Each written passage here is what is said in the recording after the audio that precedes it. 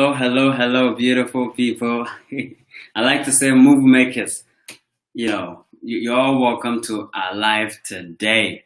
And today we're going to discuss a very amazing and important subject that I believe everybody, deserve to hear about and of course, eventually take action in that respect. Okay. So my name is Niama Kwe. And I'm Kristen Tellis-Quay. And we are the founders of Certified Africa. Yeah. All right, so today we're going to be discussing buying land in Ghana. So if you're joining us, we're talking about how you can be able to buy land in Ghana. If you have any question regarding buying land in Ghana and anything, you can put it in the comment section at the end of our conversation, or better still, our presentation. We're going to address all of those comments or questions as they come in. Okay. Yes, we are live on YouTube as well. We're live on Facebook as well. So yes, we are. All right. So we'll get right into it. Now, I believe personally that land is a subject. I think you should come closer this way. A little something there. Right here. Yeah. Okay, Got thank you. All right, so thank you. Hey, Shakira, is it Shakia? Yeah. You're your friend from Miami. How are you? Yeah, good to have you here. So now, I believe personally that land is something which is very important. That I once heard somebody say that at least everybody should, when we share the world's land amongst the population, everybody is entitled to at least 6 acres of land. So that's huge. I mean, 6 acres. So the question is, how many do you have already? Now, in driving through America and seeing how much some of the lands cost, a lot of the lands have seen $20,000 and above. Okay, Yeah. but again, we're here to bring you good news that you can actually buy land in Ghana for less. And of course, not just in Ghana, but in Africa for way less. And of course, there are a little bit of dynamics to it, which we'll be sharing. Okay. Now, when it comes to buying land in Ghana, both Ghanaians and foreigners can actually buy land in Ghana. So there are no restrictions to foreigners buying land in Ghana. However, there are a few caveats that we would like to point out and maybe talk about a little bit. Now, foreigners cannot own land outright in Ghana. They can own land, but they can't own land outright. So there are different types of ownership that they can have. They can actually have a ownership as a leasehold, okay, but not outright ownership. So when you say leasehold, you mean like a lease. So typically in the US, we would look at that as something that we would use with renting per se. Okay. And so it would be like you're in a contract or a lease for X amount of years. And typically it's usually 50 years for foreigners, right? In Ghana? Yes, in Ghana. Yes. In Ghana, a foreigner can have a leasehold of the land for 50 years, and some say 55 years. But I know legally it's 50 years. Some landowners may give it to you for 50 years. But at least for 55 years or 50 years, you actually have title to that land. Now, what happens beyond the 50 years is that you have to renegotiate with the owner, the actual stool or owner of the land, based on the type of land, which we'll get into the types of lands in Ghana pretty shortly. So that's it. And I have it here. I said the good news is that, so for a lot of the good news is that even Ghanaians does not own the land outright. Their ownership is also a leasehold. Okay, so I think we're kind of in the same boat. So for a Ghanaian, the advantage they have is it's a little longer, 99 years. So a Ghanaian can have a leasehold of the land for 99 years. A foreigner who is not Ghanaian can have it for 50 years, or for, in some cases, 55 years. So that's good. I mean, if your entire life, 50 years, if you have ownership, after 50 years, you just renegotiate and then you keep moving on from there. So I don't think that's really a big deal in that respect. So just so you know that. Now, there are different kinds of lands in Ghana that, we'll dig a little bit into. So first of all, we have government lands or vested. Government lands go hand in hand with vested land. So basically, there are lands that are owned by the state. So the state have control. And usually they form 20% of the entire land in the country. 80% is normally owned by the stool. because of the chieftaincy system in Ghana, the chiefs or the stool has like 80% of the land. And I think that that's actually a good thing, because a lot of times when you think about foreigners coming in and they're buying up all of this land, pretty soon all of the land may be foreign owned, and it may not even be Ghanaian owned anymore. And then all of a sudden you have a situation where 20 years from now, you know, things look a lot different. So I actually think it's a good thing to keep the land within what you call the stool or chieftaincy system and the government, so that it stays within the hands. You know, that makes a lot of sense. I've not even thought about it even in that respect, because look, think about it. If for me, left to me alone, if an African American or a Caribbean or somebody comes and they come and own land in Ghana outright, trust me, I'll have a problem with that. But the reality is that if we don't make it in such a way that anybody coming from the outside, in terms of foreigner, cannot have full ownership, outright ownership, very soon every land, like just like in South Africa, will be owned by people who are not blacks, which is, for me, is very key for me, because Africa is for Africans. Somebody said everybody is welcome, you know, but Africa is for the black man. So the sad thing is that a lot of us from the diaspora are not coming back home to buy into this. So I mean, it's good that we're holding on to it, so we don't give it out to other people. So come home and then come get some land. It's very important. So that's government lands. And if you want to be able to acquire government land or vested land, you need to send an application. You need to file an application. It's quite a tedious process. And so normally people don't tamper with government lands. You need to file an application with the Executive Secretary of Lands Commission. Okay. And it has to go through a whole bunch of process. And it also depends on the location of that land. So usually people don't go close to government lands. Now, the second type of lands that we have is the customary land, which is the land that belongs to the stool or the chieftaincy system. Okay. Now, that's the type of land that if you want to have access to, you have to go to the chiefs and see the chiefs and say, hey, I want this land, so I want to purchase. Or maybe somebody has now purchased from the chiefs and now they're putting it on sale. There's a third type of land that ties into the stool land. We call it a private land, okay? Or better still, the family land. Now, these are lands that came to be because before 1992, when Ghana actually first had a constitution, a formal constitution, the stool had given some lands to certain individuals outright. Now, after 1992, people who owned the lands before that time, before the constitution came into force, now own the land outright. Like my mom was one of those people, even my dad. So those lands that they had before 1992, when the constitution came into force, they could keep that land outright. So those lands do not belong, it's part of the stool land, but then it is now private owned by people, by individuals. So now those type of lands, they can also sell it to somebody. Okay, when they sell it to you, the same laws will apply, just like this. The same leasehold will apply. 50 years, 55 for foreigners, 99 years for Ghanaians. However, now, if my parents give me their land that they now own outright, now automatically I own it outright. It's not stool land, so I don't own it for 99 years. I own it forever. But now when I sell it to somebody else, like Chris, then now you cannot own it outright. Even though it's mine, I'm selling it, you still kind of own it based on a leasehold. So that's how it works with the customary lands and then the private lands. So those lands, if it's a private land or like a family land, like my family land, you have to come and see us. So when you see us, then we'll sell it to you. Okay, go ahead. No, go ahead. If it's a stool land, then you need to go see the chiefs, and the chiefs will now sell it to you. However, don't forget, like I said, some estate agents or individuals have already purchased the land. They also have a leasehold, maybe for 99 years. Now they can also give out those lands to somebody else who maybe is a foreigner for 50 years, but they have title, and then the stool also have title to their land. So that's how it works. So you should understand that. If you have any question, you can throw it in the comment box. We'll address it as we move on. Now we're moving into the meat of the conversation, which is how to actually buy the land. How to buy the land. It's very important. So let's take some notes. Okay. Now, first of all, you need to find the land.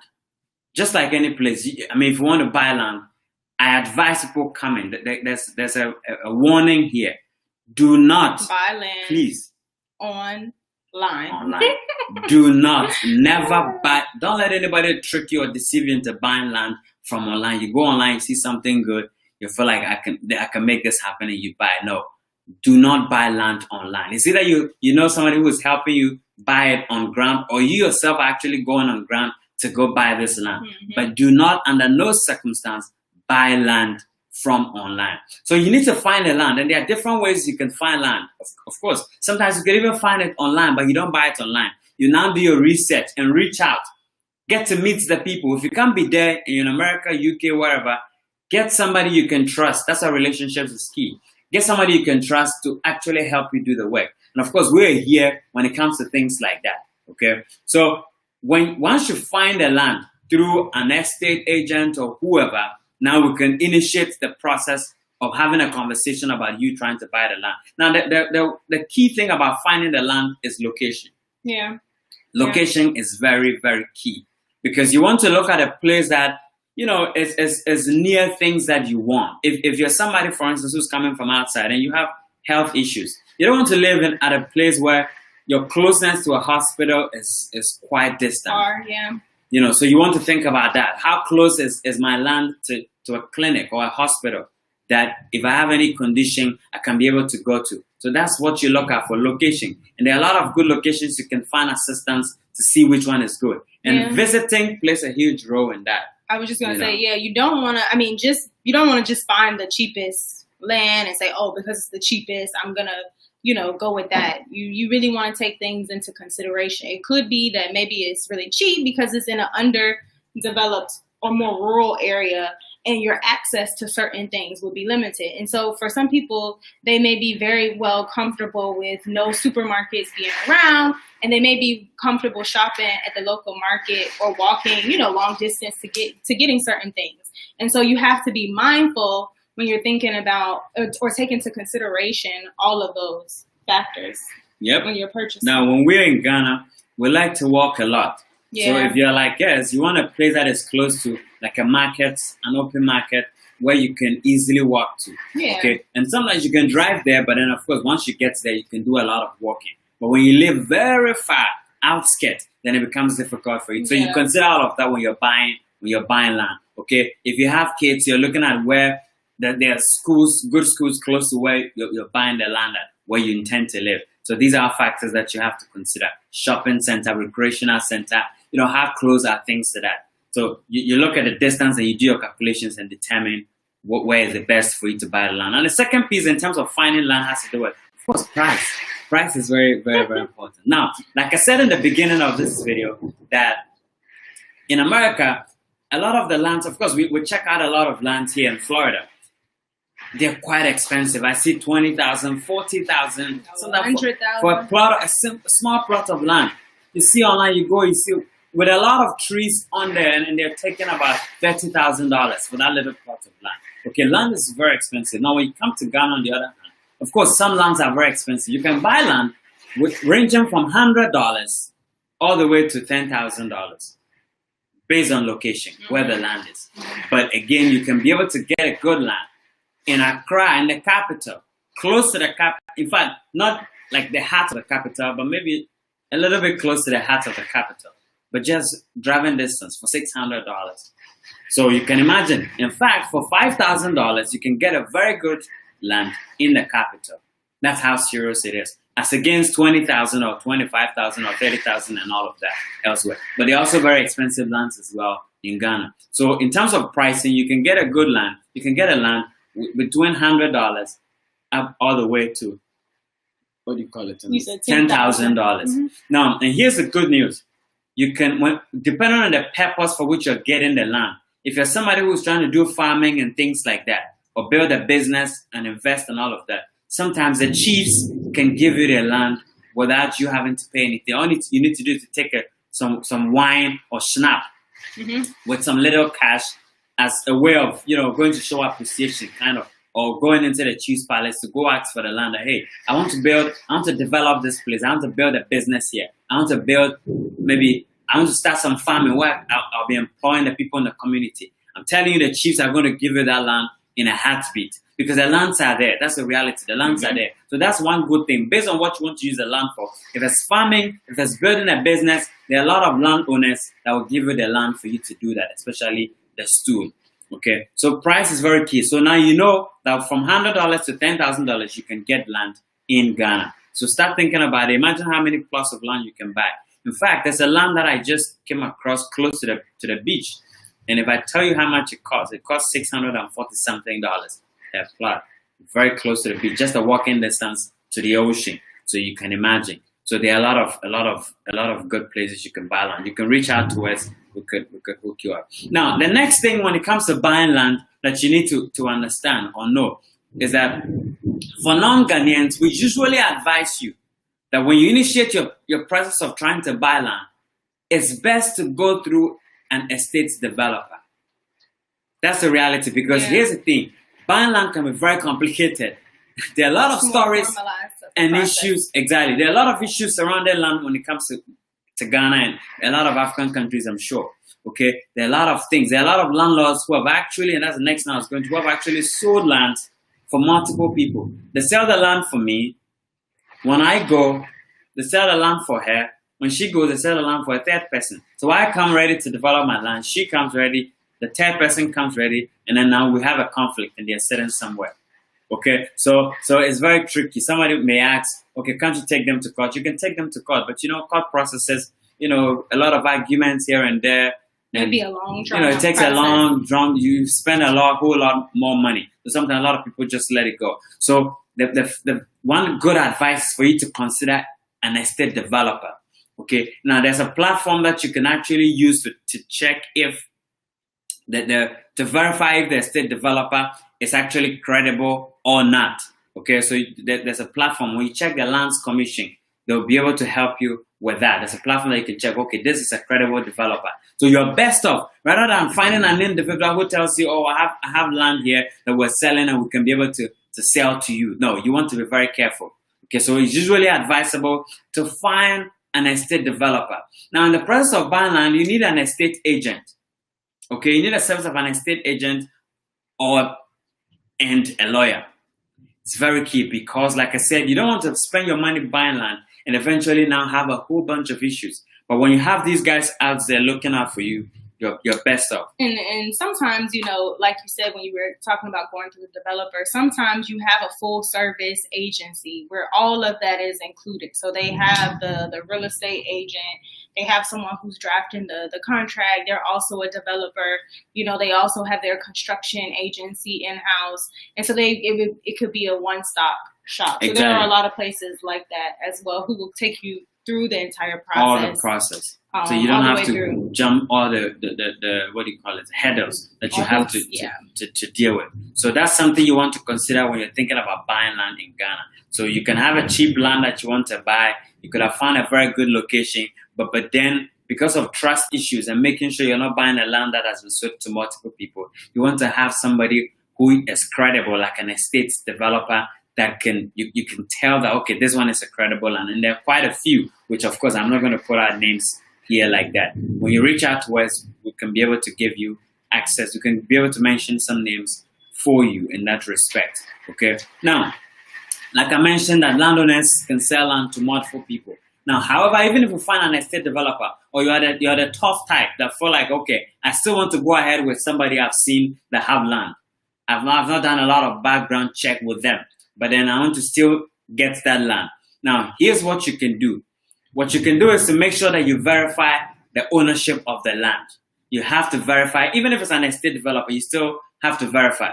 So not to talk of an individual that you've seen that has land that you want to buy, whether it's a chief's or not. You want to be able to verify the true ownership of the land. So what you have to do is to find an independent licensed surveyor to affirm the site plan for that land. So every land has a site plan that, okay, this land is actually on the what do you call it, the area map, that it can be sold, it can be lived at. It's not a waterlogged place. The site plan helps you to figure out all of these things. Now you need to find an independent surveyor. The reason is that the person you're buying the land for may bring their own surveyor, but the reality is, how can you trust the site plan they're showing you?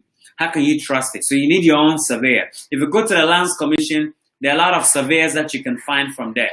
The Lands Commission in Ghana. Now, when you reach out to people who are also helping you, like credible people you trust that are helping you through the process, maybe like Certified Africa, then we can maybe help you out in terms of, okay, this person can help you in terms of going through that process and authenticating the site plan. Now, once you have the site plan at hand, the person gives, maybe you're going solo, you're very tough, or maybe stubborn. Sometimes, some people are stubborn, they will still go ahead and do it on their own. So maybe you're that type, you still get access to the site plan from the person who's trying to sell to you. What you want to do is you want to take that site plan to the Lands Commission and perform a complete search. A complete search.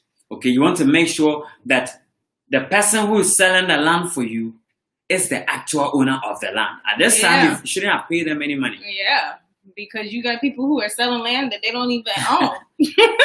Let me tell you this funny story. I remember when I was growing up, at some point, I remember hearing this story, and I knew the person, that there was this family who was actually living in their house, a very good house with a good land, and they had one of their sons. This one is actually a son, but he doesn't own the house and the land. He doesn't own it.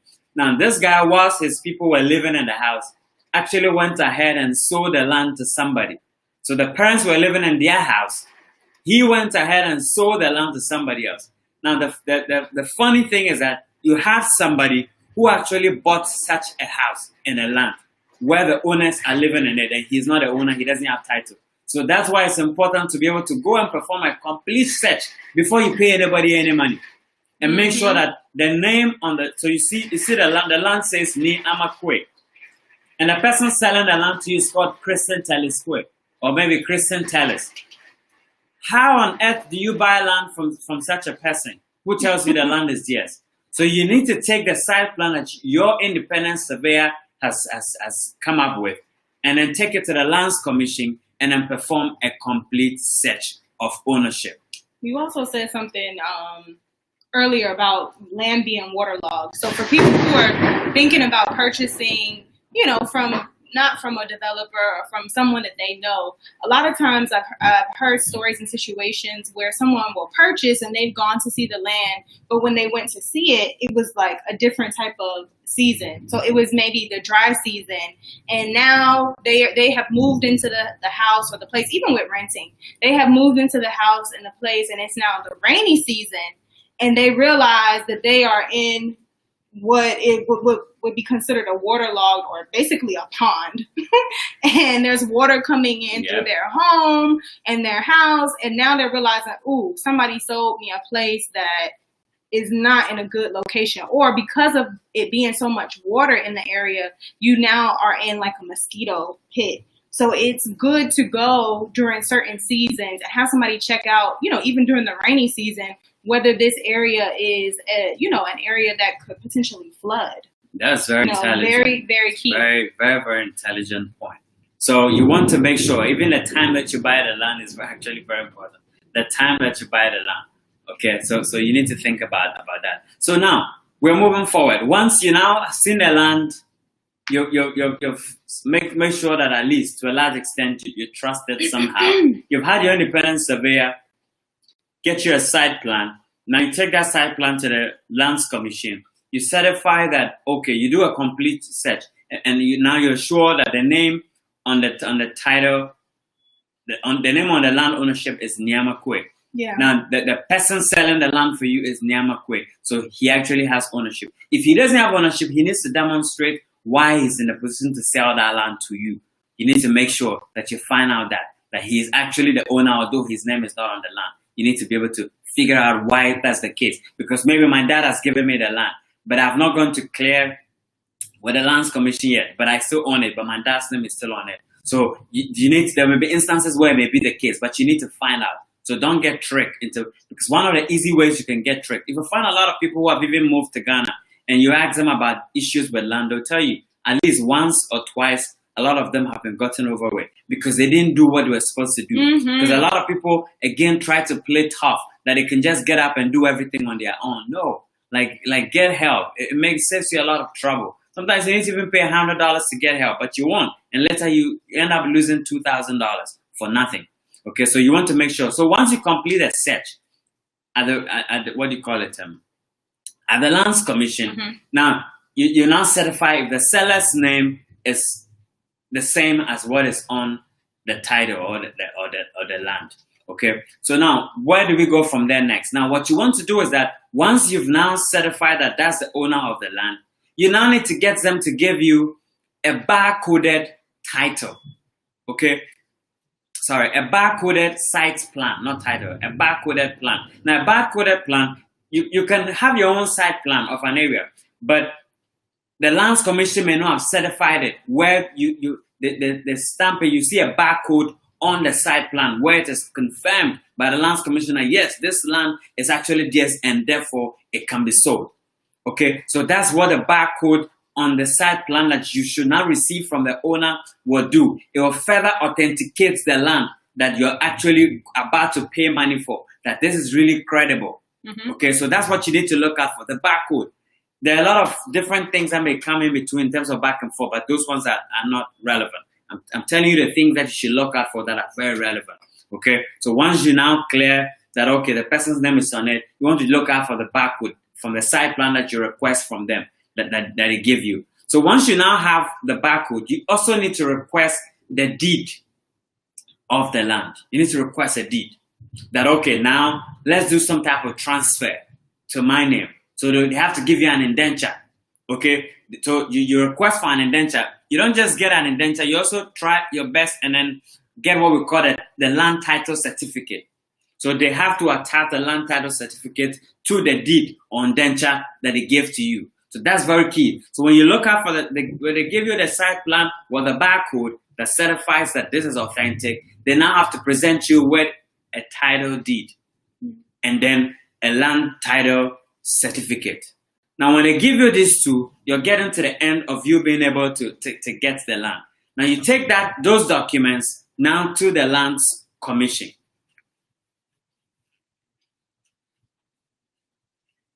You take it to the Lands Commission. You are the final stage.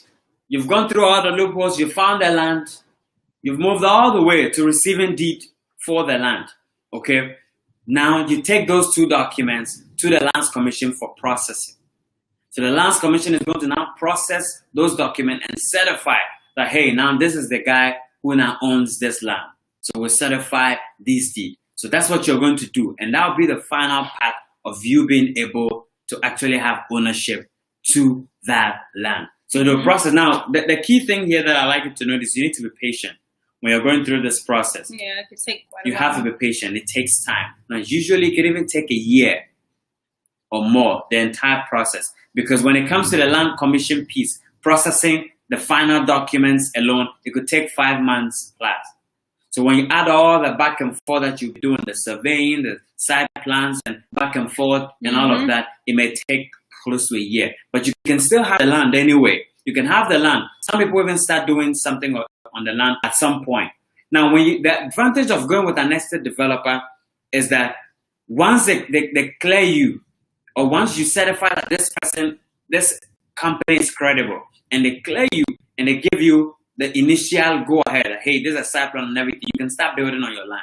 Because you know, once the documents go through, it is a credible land that you're getting, and not some individual who may have sold to 10 people. So that's why if you have an estate developer, you're on the safer side in that respect. Or you have somebody you trust who has led you to a credible source. Even those ones can be a little tricky based on who it is. It's an individual, it can be a little tricky. So you want to be careful with all of those things and still follow the processes that we've actually talked about.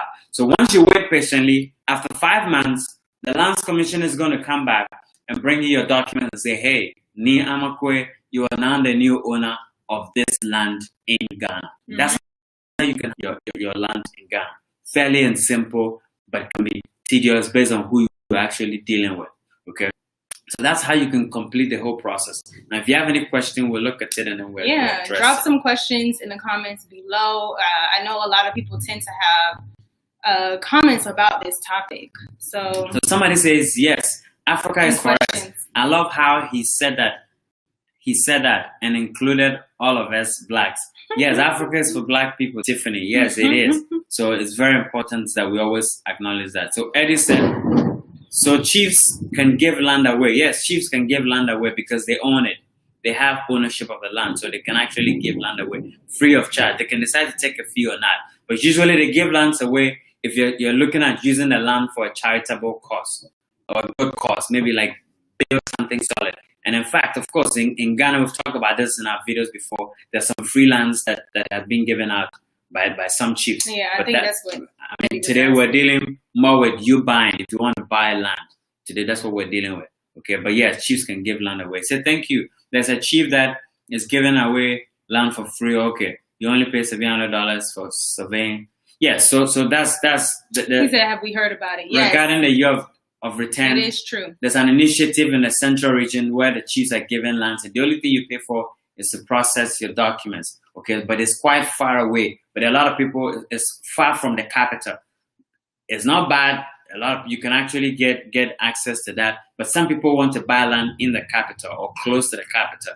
So you can follow the processes that we've talked about. Get a credible source to help you make that a reality. And yes, you can own land from $100 all the way to $10,000. And people have done it. There are thousands of African Americans and people from the Caribbean who own a lot of lands in Ghana. Let me look at some comments. Yeah, someone just had a comment from here.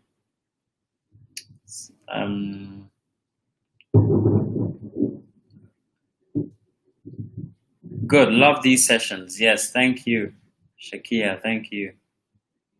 It said, do you have to pay again after 59 years? Yeah, so after 50 years, now you may not be alive if you're a child and if you're maybe based on your age. Yeah. So your descendants may because the title they have to, if somebody shows up and says, hey, this is my father's land or this is our Stu land, and you bought it 50 years ago or 55 years ago. So we have to renegotiate. Usually what you pay wouldn't be like the previous one. You just do an extension, okay? But there's no hostile takeover like that, where one day somebody comes and clear you from the land. It doesn't work like that. You have title to the land. So you just have to have a conversation with them. So that's how it works. Okay, so you still have to pay something after the 50 years for sure. It's just like paying for, what do you call it, land taxes and all of that. Yes, that's the reason for the rule anti-colonizer. I'm not sure what the person was saying. That was when we were talking about why it should go back to the stool or why. Oh, okay, okay, yes. Africa is for Africans, definitely. Let me see if I have. So can we talk aesthetics international? Yes, we can talk. You can reach out to us at certifiedafrica@gmail.com. You can send us an email and then we could have a conversation. Or message us on Instagram. On the DMs. And let's have a conversation. All right. Great information. Thank you. South Africa is for Black people, yes. Can we start buying now, even in the midst of a shutdown? So again, like I said, you can't buy land online, but you can initiate a process. Now, when you reach out to us, it's about getting a credible source that is guiding you through the process. When you reach out to us and we're supporting you in initiating a process, eventually you have to come down before you make any payment. That's what I advise people.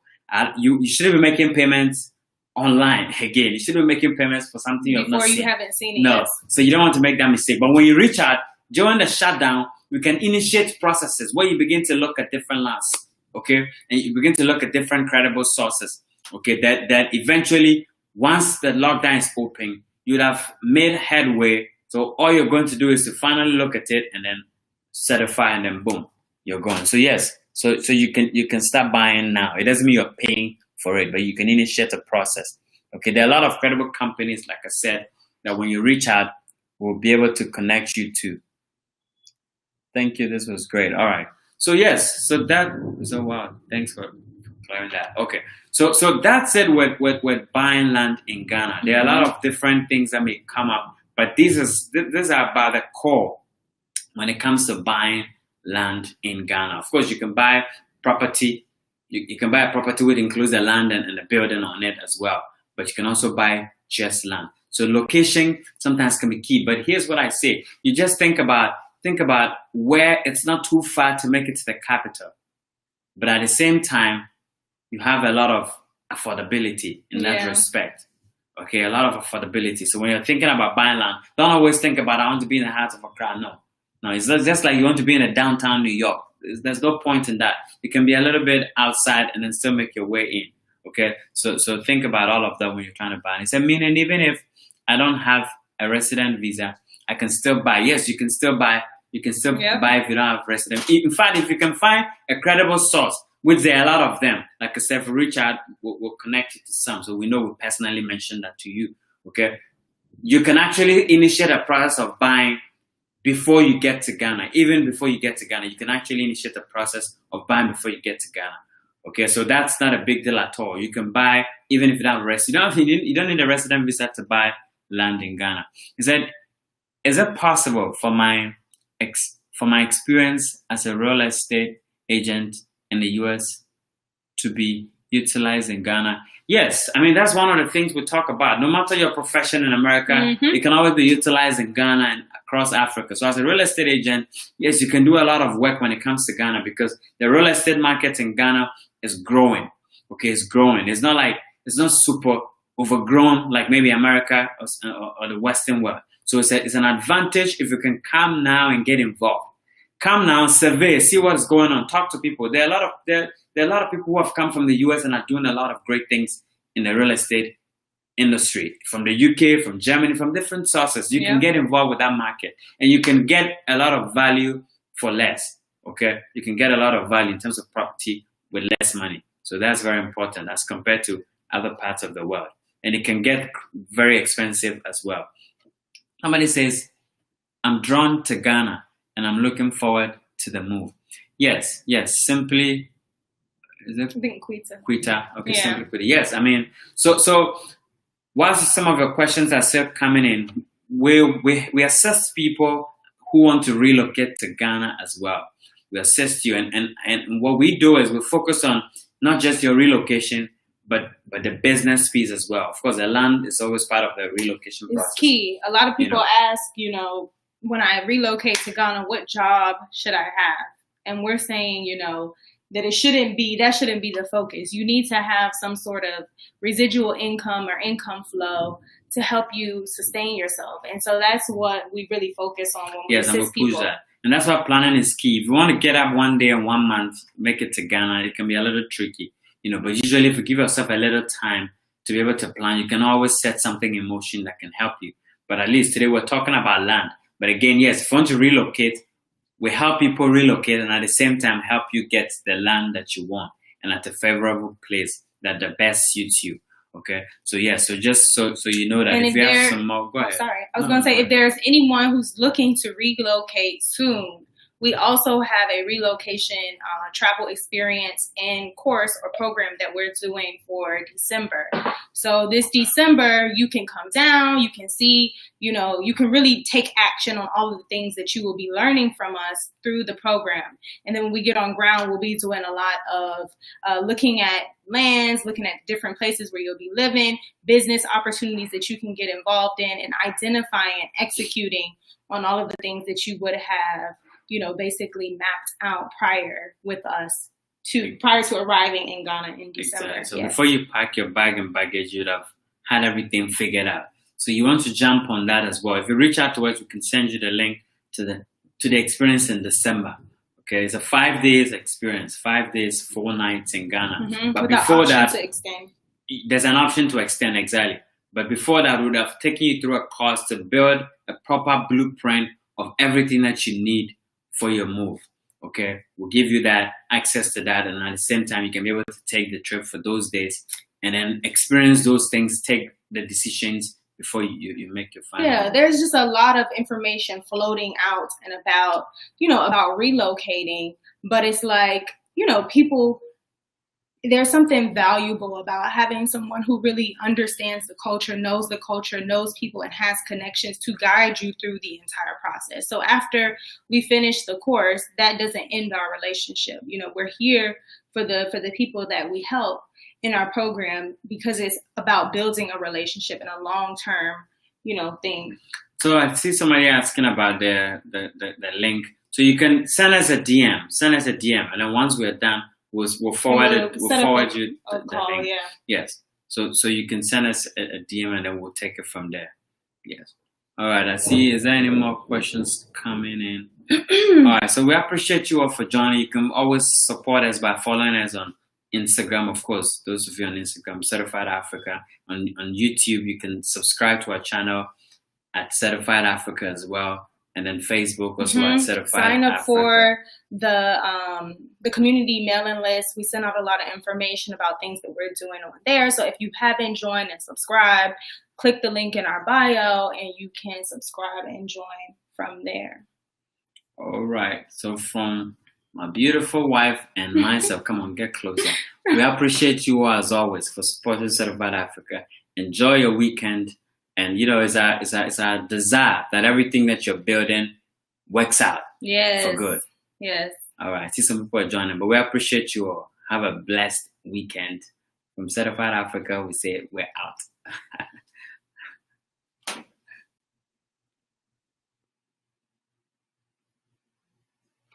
How many people were there?